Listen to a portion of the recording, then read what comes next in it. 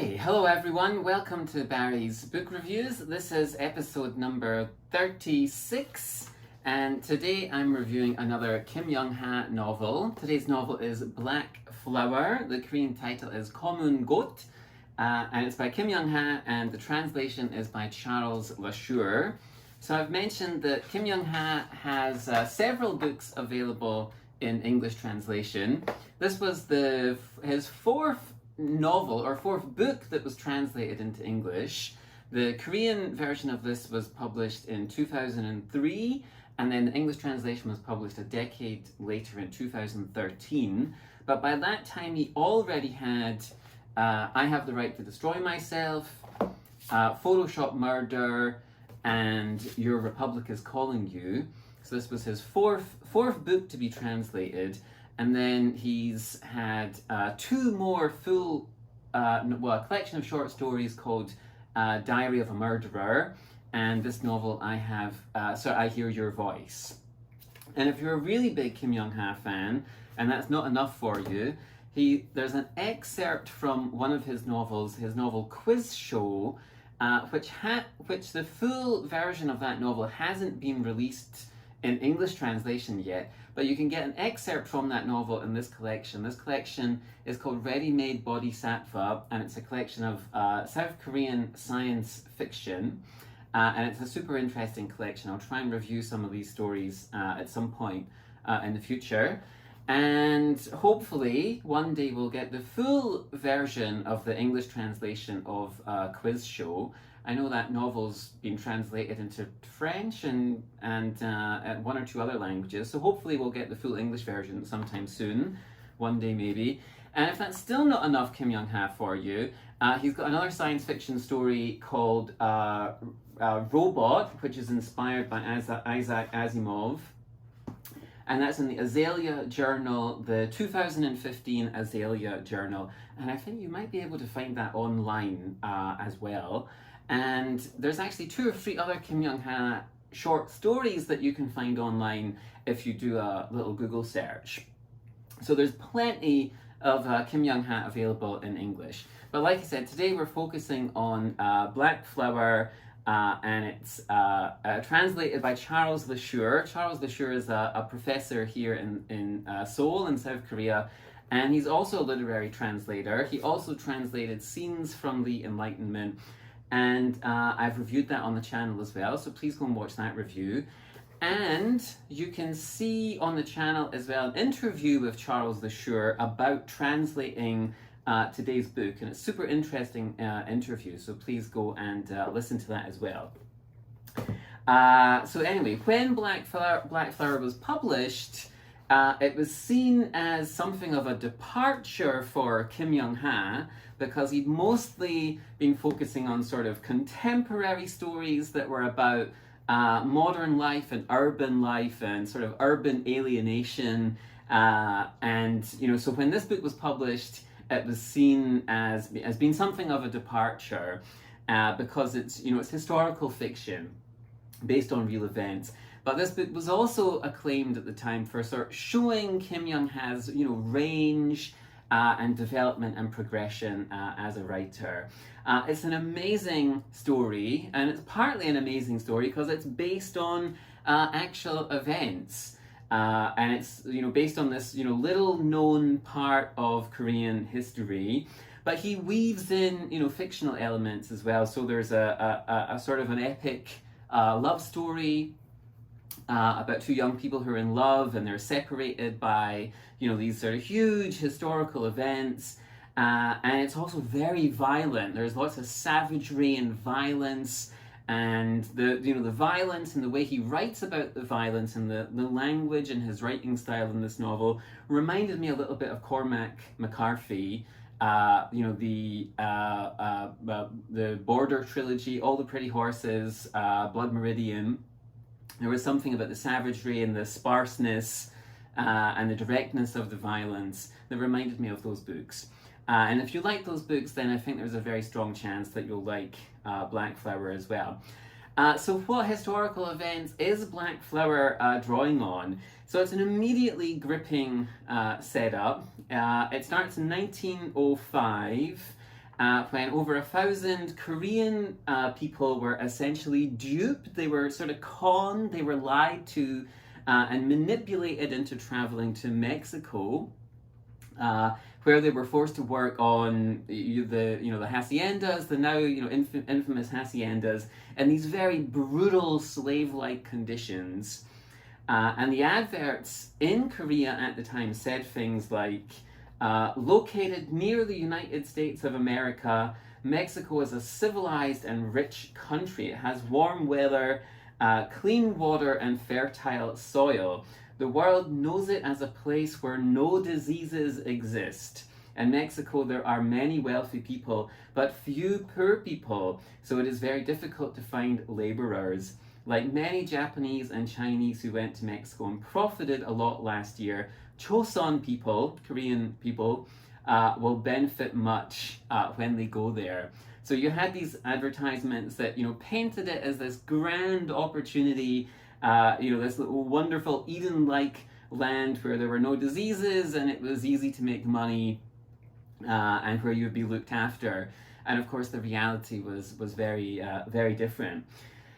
So anyway, these 1,000 or about 1,000 Korean people, they traveled there, and then when they realize the conditions are not what they expected, they're in this very difficult situation, right? What do they do? Do they stay there and try and endure?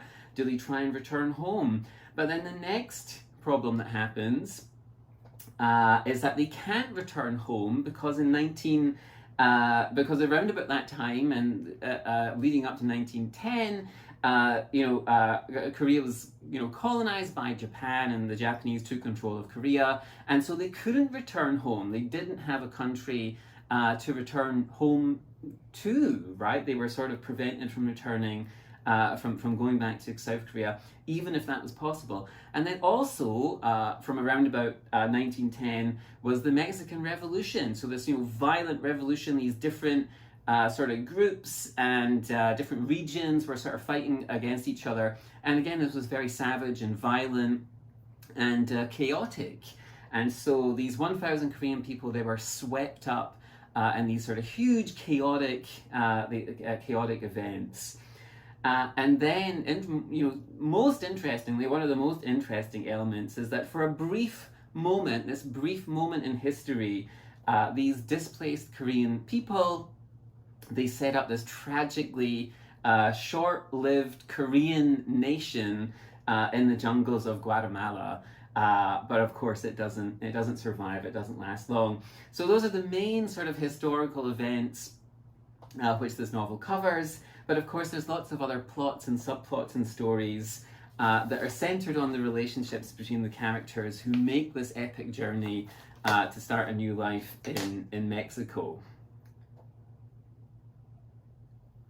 Sorry, excuse me. So the events, these big historical events, are basically true, but the characters in the story, they're all fictional creations. These are, they're great characters, and the stories that Kim Young-ha tells of these characters are very engaging stories. The novel begins in Jamulpo, as we have all these Korean people queuing up to get on a boat going to Mexico. The story is told from a multitude of perspectives, so we see things from this different selection of characters and from a set of different perspectives. So we have these sort of tyrannical overseers to just the lowest of the low field workers who are in the sort of the least respected positions, among this sort of group of people that are going, we have thieves and former soldiers. There's a priest or an ex-priest, there's aristocrats who've fallen on hard times, and so on. There's an orphan who dreams of saving enough money to return to Korea to become a landowner. There is Lee Yeon-soo, who is the aristocrat's daughter, and she wants to attain some kind of independence in Mexico. She wants to be independent from her overbearing father. And of course, the orphan's name is Lee-jong. Lee-jong and Lee Yeon-soo, they fall in love, but they don't really, they don't have any power over choosing which haciendas they go to work on, and so they're separated will they be reunited? Is their romance doomed? Will they meet again? And that love affair continues throughout most of the novel. And then we have the scenes on the ship. Even before that, before we even get to Mexico, we have this section where they're traveling. It's 1905. They're traveling in these horrible conditions from South Korea to Mexico. This extremely long journey, and it's overcrowded. It's filthy. There's diseases. There's this sort of social turmoil among the different groups of people that are sort of all cramped together and sleeping together. And some of these these descriptions will be reminiscent from other books and other sort of obvious reference points. But Kim does a great job of bringing this sort of claustrophobic experience of being on this ship. He brings that alive. And then when the Koreans get to Mexico, they very quickly realize that Mexico isn't the promised land. The lives that they've been told they'll be leading, this is a lie. It's not true. They're sold off to different haciendas, and they have to live these very difficult, challenging lives. And at first they're just overwhelmed by the landscape. The Mexican landscape is extremely different from Korea, right? From the mountainous, lush green Korean landscape. And there's an excellent quote where, so let me just read this quote. "The vastness of the plain was felt strongly by the Koreans, who had never in their lives seen the horizon on land. They realized that they had been born between the mountains, had grown up looking at the mountains, and went to sleep when the sun fell behind the mountains. This endless plain, with no Arirang hill of their folk songs, was a truly strange sight. And they tossed and turned, not so much because the ground was hard, but because of the boundlessness and emptiness around them." So they really feel like they're in this alien world, this alien landscape, and they don't understand how to survive there. They don't feel at home. They feel rejected by the land and by the people, and it's extremely tough and it's difficult. And then, there's these different factions within the Koreans. Some of the Koreans that are there, they betray each other for different reasons. So, some of them they're sort of bribed by the Mexican guards and the hacienda owners and so on to sell out the other people that they work for. There's, social divisions, the old class divisions from Korea. People don't respect them in Mexico.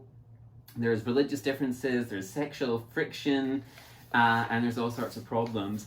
And they have to live in these, almost at subsistence level.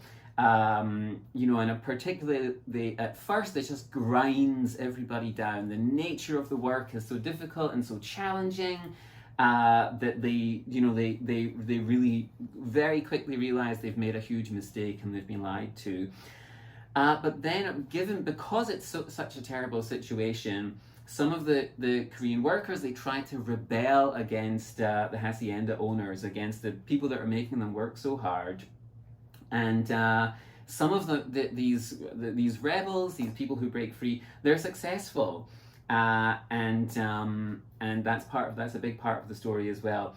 And then yet other of the workers, the Koreans who came over, they become involved in the Mexican Revolution, and some flee to Guatemala, where they make this very short-lived Korean nation called New Korea.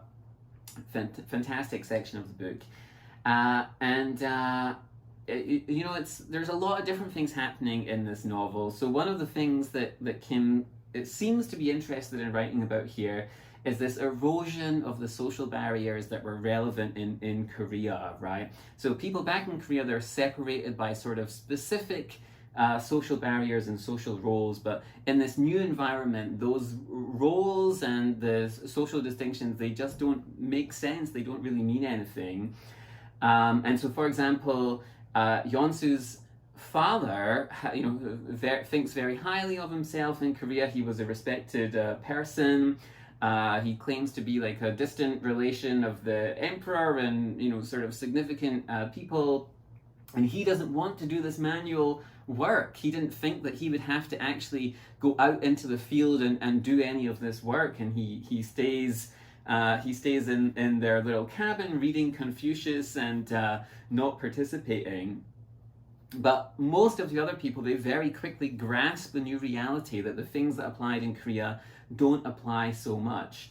So at one point, Ijong says, "Do you really think the distinction between high and low, old and young, and man and woman will be as severe as it is in Korea? Look at this ship we're on. Aristocrat or commoner, all must line up to eat."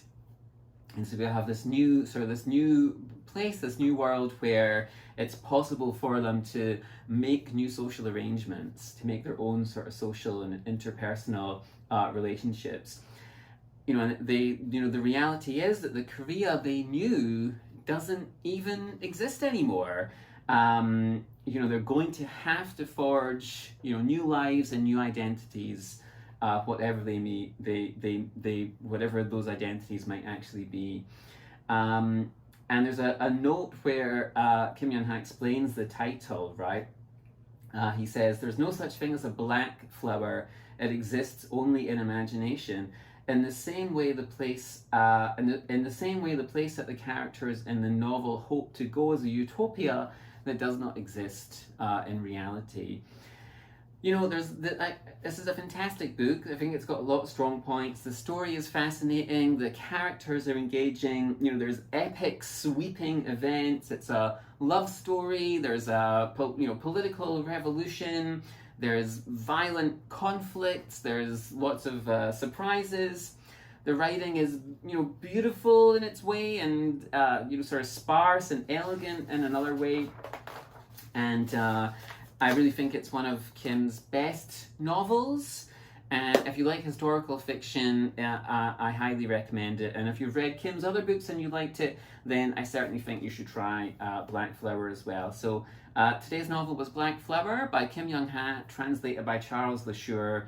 And I think my next review, I'm going to review a short story called Photoshop Murder, which is another Kim Young-ha story. And I'll try and do that in a day or two. So thanks for watching, everybody. Take care, and I'll see you in the next episode.